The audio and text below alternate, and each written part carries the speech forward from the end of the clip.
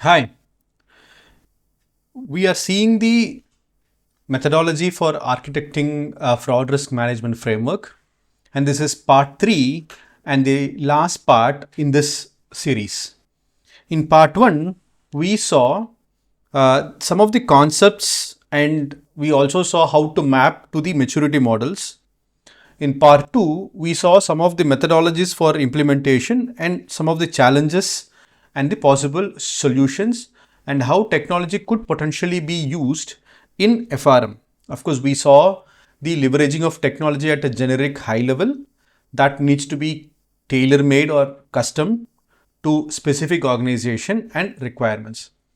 In this part, we will be looking at specifically, we will take say payroll as a function and then look at how we can practically implement those what we have understood and learned in part 1 and part 2, how we can apply that to the payroll function. We'll be, as we have understood before, we'll be taking the top down approach and also the bottom up approach for payroll function and then see how we can implement the FRM framework. Now, when we look at top down, the first thing that we can see is probably the headings, right? Because these would basically be the same for top down or bottom up, but just that some of the columns would be a bit different. Some of the data points that we are looking at, some of the perspectives that we are looking at would be different, and that will be specific for a FRM. Right. The first thing that you will notice is that you see some column called as an actor. This actor is like who could potentially do this fraud. Right. The other different thing that you will see is the scheme. And then the entry point. So these are like new or unique things that that we will be looking at when we do the fraud risk control matrix. Okay, and then we will be looking at the underlying fraud risk and then mapping the relevant controls, and then these things is predominantly the same, right? These things are predominantly same in any RCM that you take. These things are predominantly same, and I have also included some of the continuous control monitoring indicators that can be used. Right? We will look at some of the examples. The first thing that we can see here is the financial reporting fraud. Let's take the scenario of a financial reporting fraud. And remember, this is top down. Okay. So we are looking at the overall at a organizational level. What are the top risks that can go wrong from, having a fraudster mindset in place and then looking at what is the fraud scheme and what kind of a control that we have for that. So we will also be looking at bottoms up approach, where we will be looking at some of the processes and then understand what are the different fraud schemes that can happen. So this is top down. We are saying that, okay, let's take financial reporting fraud as a key issue and then let's jot down the risk control matrix, the fraud risk control matrix, right? So let's say that, as far as the payroll is concerned, we can have the strategic manipulation of payroll expenses, and who could do that? Since it is more of a financial statement risk, we are looking at senior management doing it, and it is likely to be done. It is likely to be done by manipulating the payroll records. The underlying fraud risk can be that the senior management manipulates payroll expenses to meet financial targets, reducing the payroll expenses. Now, the related control activity can be approved by CFO. So, when we look at relative control activities, we are seeing what might mitigate this risk.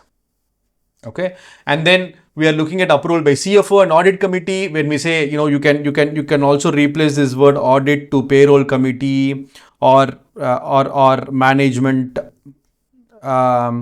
reimbursement committee, right? So this is for any payroll adjustments or payroll payments being made to any larger to any a CXO kind of roles.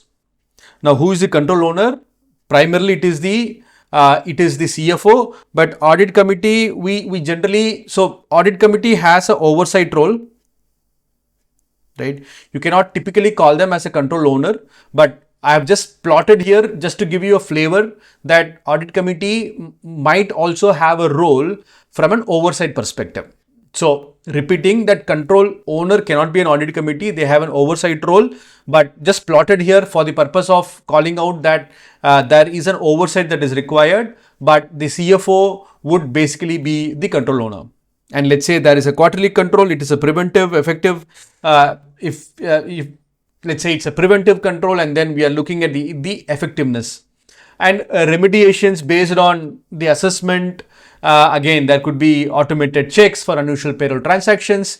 I know I have taken one very high level example, but this is just to give you an idea as to how we can generally go about this. Right? Some of the continuous control monitoring could be the volume and value of journal entries, changes made which is entry date closer to financial reporting, like to increase payroll or to kind of make the expenses to a different accounting period, passing of journal entries which are of abnormal value. Those things are something that can be picked up by a continuous control monitoring indicators or continuous control monitoring processes.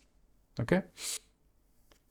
The next fraud category which we can see is corruption, right? Let's say there is a collusion, and then let's say that the fraud scheme that we are looking at is collusion at senior management levels, and then we are looking at payroll authorization and approval process is the entry point, meaning a senior management approving a fake payroll. Right, and the underlying risk that we are seeing is that there is a collusion between senior management to approve and authorize salary increases, bonuses, or fictitious employees. And the related activities can be segregation of duties between HR, payroll, and finance, dual approval for salary changes is a control that we can map against this. Now, when we look at FRM and we look at the possible risks that are there, the next thing that we will do is to identify the relevant control activities, right? And then map it to the underlying risk, and then test whether those control activities are being effectively performed or not. Okay. And then the control owner, we have HR director, CFO. It is event driven control. It can be a particular period. It can be quarterly, half yearly, right? But this is just to give an idea as to what it is. It is preventive in this case, and let's assume that the effectiveness, the control effectiveness is good. So it is effective, and then let's say based on the assessment, we can have some recommendations as well. It could be with respect to strengthening of the payroll changes, strengthening the whistleblower policies to encourage reporting. This can be at an entity level as well. So this is not specific to this line item, but this can be an entity level control, or this is an entity level control. But we can map the entity level control to a underlying risk. Okay.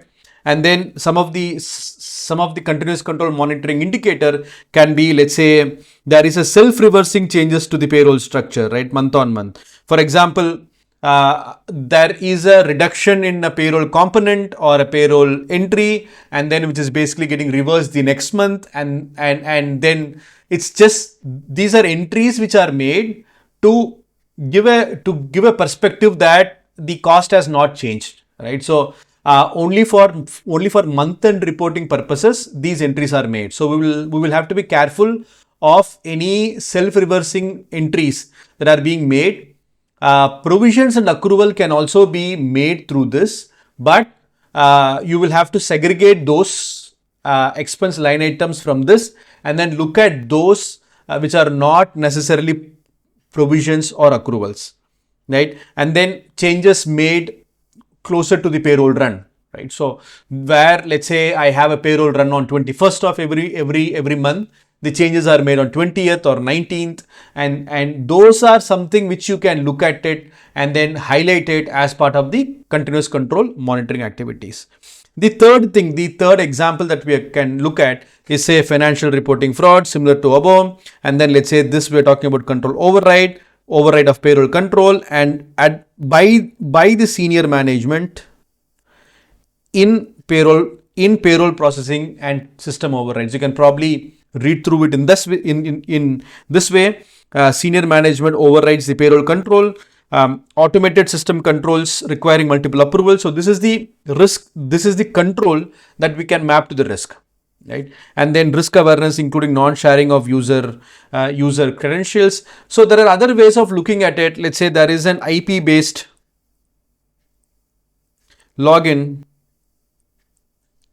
IP-based login for critical processes. Those can also be some of the control that can be added here. And then some of the recommendations that can come out of it is introducing dual control for additional key fields. For any changes or modification to key fields, we can look at dual approval. Right. So turnaround time for approval not in line with the tentative review timelines. In few cases, you will see that it's just approved within few seconds, right? So it will be like approval will be sent and it will be done within few seconds, but generally that's not the case. So these require a bit of thinking, a bit of understanding the general turnaround times, and if we find any abnormal turnaround times which is not in line with the previous reviews or previous approvals, then that's something which can be picked up. Value and volume of changes not enabled for dual approval. You might have to look at some of the fields which are not undergoing a dual approval and then identify if these are something that might require a dual approval. Do we have to introduce that control? Right? Those things are something that can be thought through. Now, this is from a top-down approach, like understanding, like picking up a fraud risk and then understanding what could be the control that can address this particular risk. The next method that we talked about was the bottoms-up approach, where we are looking at a sub-process, and from that sub-process, we are actually looking at the risks that can happen and then map the controls. Let's say generally it's a typical payroll process where the talent acquisition team, there is an employee, payroll, finance. So the talent acquisition team create and approve replacement or new position request, and then let's say that interview is done, if resource is finalized. It's at a very high level, right? So share offer letter and then provide documents, accept offer and join. Maybe this is prospective employee or employee. Submit documents on joining, submit timesheets for assigned projects, confirm attendance. So this timesheet can be both for manufacturing and for services. It's kind of more relevant for services because we want to know how much is billed.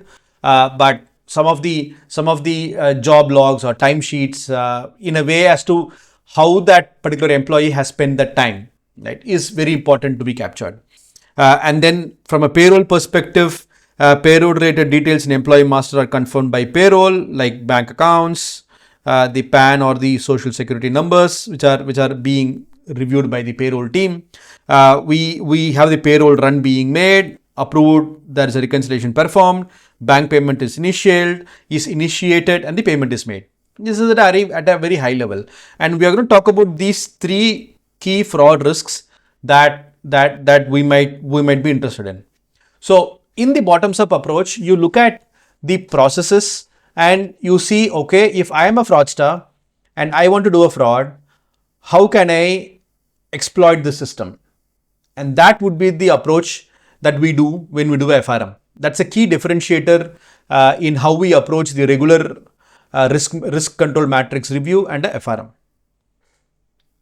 When we look at that, let's take three scenarios, right? So one is the asset, let's say the fraud categories is asset misappropriation. Let's say the scheme that we are looking at is creation of ghost employees. Okay. What is the risk? A payroll employee or member of senior management creates fake employee in payroll records and falsifies the payment record so that direct deposit information is replaced with bank account information of his or her own. It could be their own people putting it. Now, what can be the control? Now, payroll risk is periodically reviewed. If there are any duplicate or missing fields, appropriate forms are completed and signed by employee to authorize payroll payroll deduction and withholding. So it's just that there is a trigger from the employee, right? So withholding exceptions may not directly do anything with the fraud scheme, but it indicates that there is a trigger from employee, and that's what we are looking at, right? And then let's say one of the recommendation could be, once you review it, it could be that review of employee activities. This is a key thing for a ghost employee. For a ghost employee, you are looking at some system logs or some biometric access, anything to say that this person is actually coming and going, right? And then we can also look at scenarios where it is created by this person. But you will see a pattern there. You will see that this person is always logging in at, let's say 9:05 a.m. sharp and logging out at, let's say 5:55 p.m. sharp, plus minus 2-3 minutes here and there. So obviously it is that an external person is actually doing that system login and system logout activities. Or you will see that a set of employees are actually logging in at almost the same time and logging out at almost the same time. Again, you will see that this set of employees will not change. We can obviously see that there could be a lot of false positives here, but it is possible to look at the logs and then have a cluster of those employees who are actually logging in, logging out at the same time, and you will see that these employees might have another theme which is matching, like there is no employee trigger for these employees, or these employees have not taken leave at all, right? So this is one of the data point that you will see, and then we will be looking at some other data points and then see how this theme is matching with the other data points. The CCM indicators could be employees with no or very little system logs, with no leave records, with incomplete master records. These are very, very simple, straightforward indicators that can be put in the system, and then can be, there can be a one-time activity to identify and then a periodic activity to basically look into these things on a continuous basis.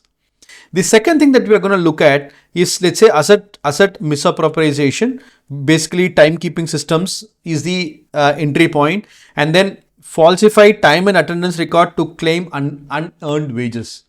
There can be scenario where the manager and the person who is reporting to that manager collude, and then they are looking at getting additional hours billed, additional time billed, leaves are not being told, or leaves are not being communicated, or and that difference in pay is basically split among themselves, right? So let's say timekeeping systems, and then the control activity that we are looking at is that ensuring that systems are integrated with payroll and then management approval for time records. But if there is a collusion with the manager, then this control might not work, and for that reason we will have to do some additional testing. So some of the recommendations that we can generally look at are employees without any leave records for a long period of time, right? So leaves are a critical aspect when it comes to payroll. When you look at payroll and you see, people not taking leave at all, that is a cause of concern. Employees with no leave records, and these are very, very easy things to be implemented in the system. This doesn't require an AI or an ML to be implemented. It's a very straightforward implementation generally, which can give a simple report on a monthly basis or a quarterly basis as to employees who have not taken leave for, let's say, past 2 months, 3 months, 6 months, 1 year, etc. The third thing that we can see is unauthorized salary increases, where the payroll staff process unauthorized salary increases. So the payroll staff will kind of collude with other staff and then say, okay, I'm going to process you X amount more. You give me X percentage of that X. You give me Y percentage of that X, right? So those are some of the collusions that we can see. The critical thing here is the workflows. So any salary changes with respect to the compensation will have to go through an approval workflow. That's a general best practice. If not, then that would obviously become a recommendation. time and attendance system are linked to payroll, and then we can have some scenarios.